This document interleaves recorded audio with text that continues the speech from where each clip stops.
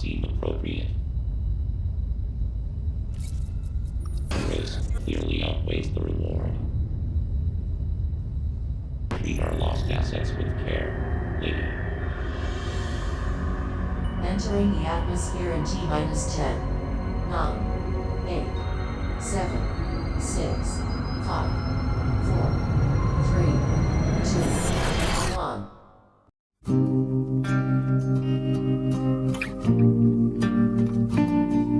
I've made up my mind. Don't need to think it over. If I'm wrong, I am right. Don't need to look no further. This ain't last. I know this is love.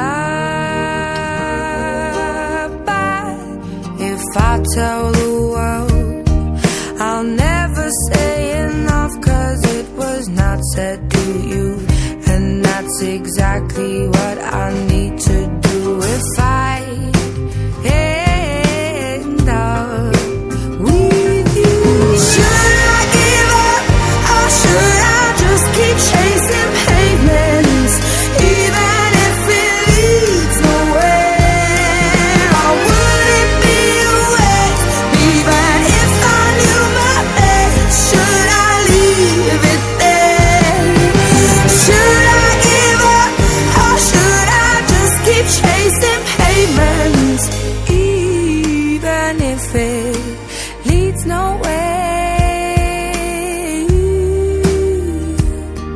I build myself up and fly around in circles, waiting as my heart drops and my back begins to tingle. Finally, could this be it?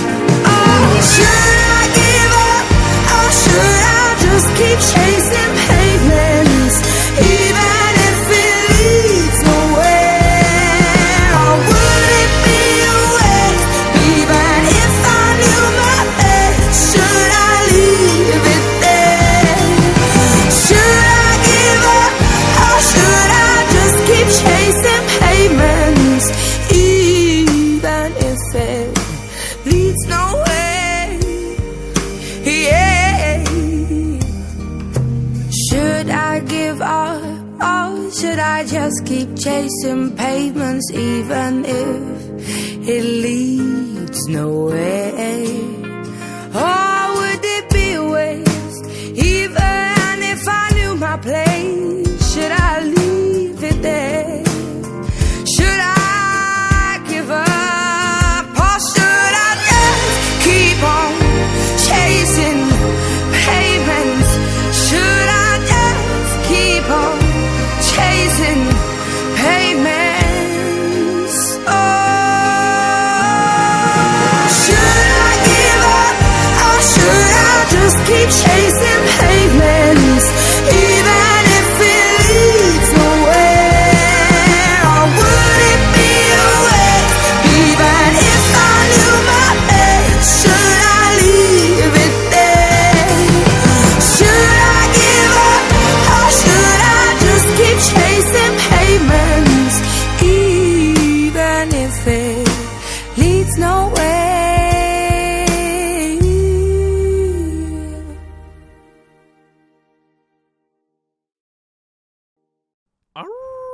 What's going on, guys? Shout out to Wolf, shout out to Martians. Back with a bit of a late review with Metroid Dread. I know this game came out in October, but I was doing a lot of stuff for the stream and a lot of stuff for my YouTube channel on the side, and just getting everything together in my life, dealing with like real life things, and bullshit. But enough of the bullshit. We're here to talk about one of my favorite franchises in all time. Probably, I played this game on GameCube when I was like 6 years old with Metroid Prime. One of my favorite fucking games. I was actually too scared to beat Metroid Prime because of the underwater section. It was all dark and shit, and you had to scan the little fish creatures through the water. That shit terrified me. But this game a little bit more mellow, a little bit more on the fun side. I'm talking about Metroid Dread, developed by Nintendo, of course. It was released on October 8th, released as a Switch exclusive, of course, for $60. It is surprisingly the 11th game in the franchise in the series. Some people say 13. I'm looking up online, and then there's like 15 or 20 of them. But some of those consist of like pinball and stupid shit like that. However, jumping right into the review, we're gonna start with gameplay. Oh my gosh, this game is so fucking good. So it's the Metroid in Metroidvania, of course. Dread is a fucking 2D side scroller with 3D elements and cutscenes. You go around collecting upgrades, reclaiming your lost power, like every other Metroid game they date. But the 3D elements really add a nice tone to the game. Like I didn't play the 3DS ones because I didn't get a 3DS. I had a Game Boy when I played the Game Boy ones. I played the one on GameCube and the one on Wii. But this one was my first like 2D like side scroller type Metroid game, and I was actually really intrigued. And I had a good experience with it. I didn't think that I would like it. I was kind of mad. I wanted to do the one I grew up on, which was Prime, where you do the first person shooter style, but the side scroller elements were pretty good. So again, the upgrades are always my favorite part in the series personally. And they're usually granting you access to other parts of the map and giving you an advantage in combat. The issues I had in this title were the fact that you get like 3 fucking rocket upgrades back to back, which don't make any damn sense. It felt like the game was compensating for the blaster's lack of damage at like a certain point in the game. So in the midsection, like you get a ice missile upgrade, you get the scatter missile upgrade, and then you get another missile or like the super missile upgrade, all back to back to back. And it was like annoying because I wanted to get some cool cosmetic different armor sets and shit. But you know, to each his own. But there's also a parry in the game, which I thought was super fucking cool. But it's really easy to execute on enemies. Like they kind of give you a big ass prompt that's like, "Hey, parry me," and it's like it's kind of easy to use in the game. But you can also parry the mini bosses, which add like this on rail shooting section in the middle of the boss fight, which is really cool. It's really visually appealing and aesthetic.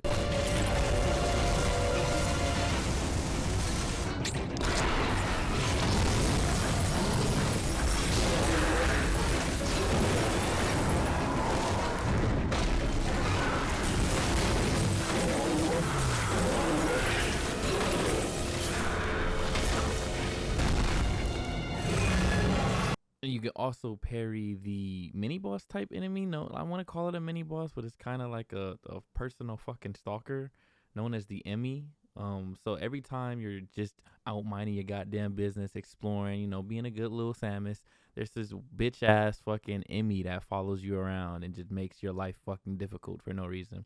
But if you got an opportunity to parry the Emmy and actually escape, and this shit leads to some like real intense moments when you running from this motherfucker and he grab you and then you like, oh shit, and then you mash Y at the right moment and you kick that nigga in his tooth and you get on. Oh yeah.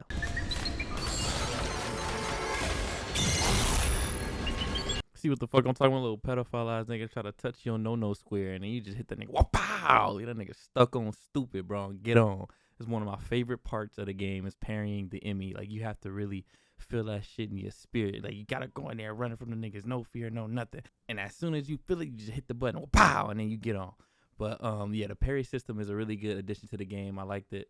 Each area of the map has its own Emmy and its own style of Emmy and its own each of them that have different like abilities and different ways they chase you throughout the certain section that they're at.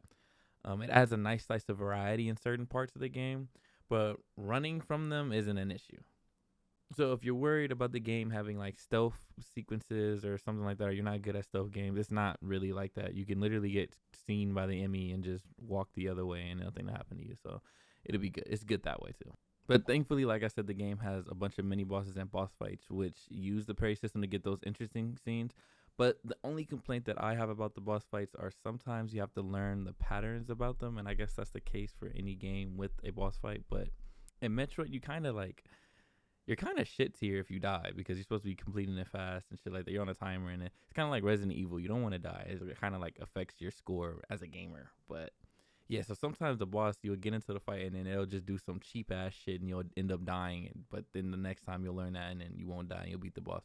So most of the bosses are kind of fairly easy, but they have like that one cheap mechanic that can have a run ender or something. Which now that I think about it, saying it out loud doesn't sound that bad because it makes it seem a little bit more like Dark Souls, and every game should be like Dark Souls. All games should be Dark Souls. Elden Ring.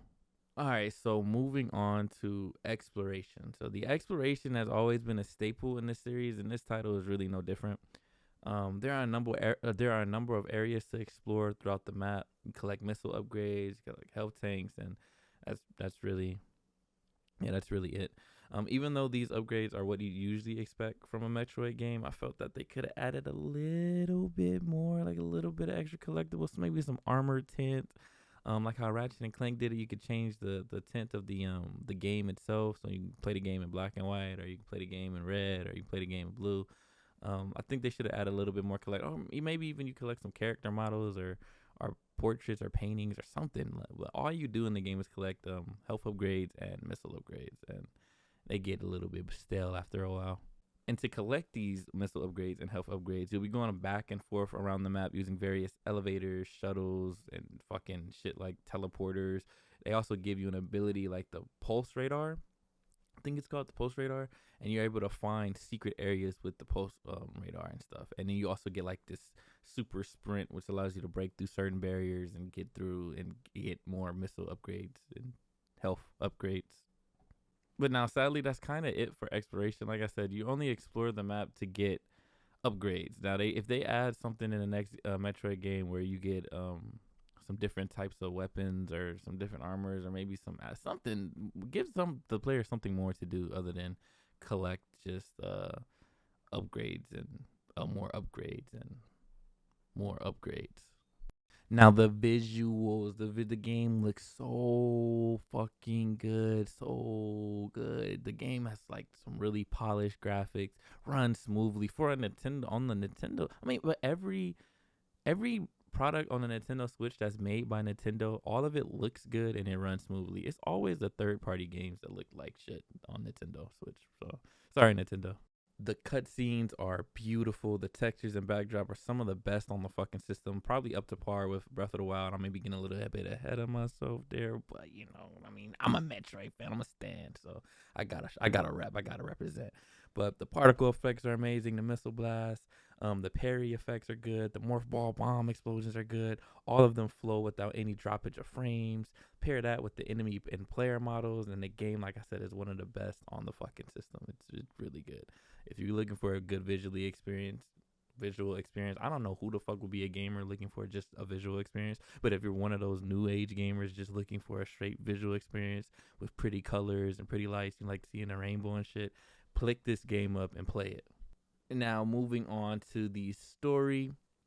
Let's talk about the length of the game. The length of the game is like the game will run you about 4 hours, 6 hours maybe. How long did it take me to beat this game? I think it was like 6 or 7 hours. The game is not that long. It's fairly short, but they add a bunch of replayability in the game. But the story was like really intriguing. Like without spoiling the game, you're sent to a planet to clear out a possible Metroid outbreak. Hint, hint, Metroid. It's like every other game. Turns out you get there, and this ugly bitch ass Raven beak weirdo, he wants to fade. So you boop up his doo doo foo foo bird ass, and then you wake up and you're in a new fucking suit.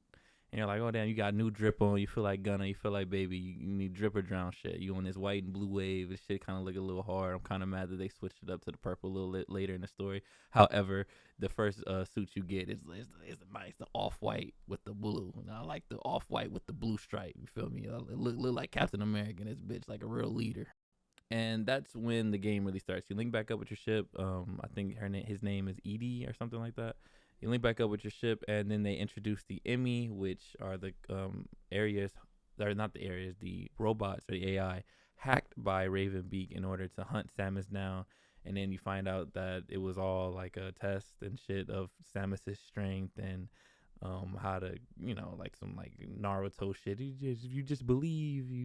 But it was a really good story.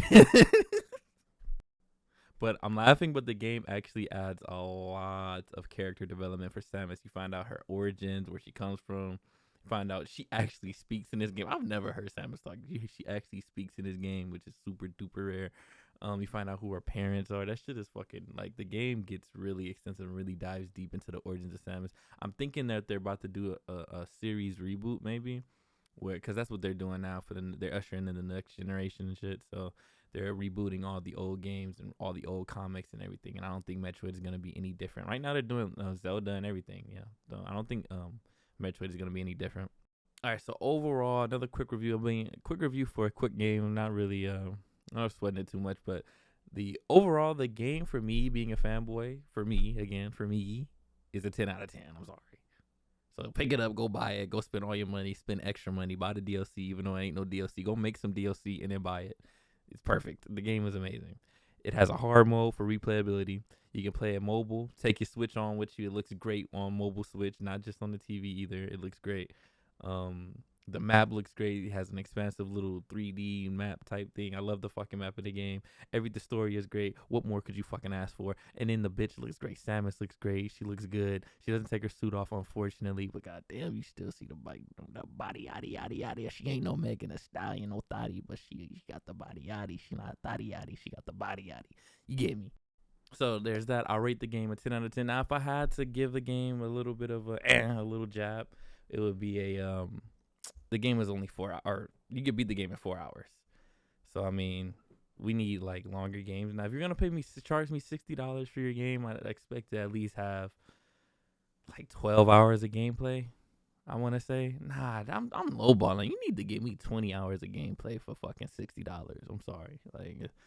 You got to do a little bit better with the length of the story next time. However, that's gonna wrap it up for this review. You know, I love you guys so much. I got a bunch more reviews coming out. I got what the fuck am I reviewing? Oh yeah, I got Back 4 Blood. I got Halo. I got I got the Yakuza game that I've been playing, but it's not Yakuza Judgment and Lost Judgment. I got a bunch of games coming out that I'm reviewing. I also wanted to review Demon Slayer. I don't know if I'm gonna review Demon Slayer, but I wanted to review Demon Slayer. But yeah, I love you guys. Thanks for watching. Shout out the Wolves, shout out the Martians. I love you guys. Thanks for watching, and goodbye. Peace. Arrivederci. Adios, amigos.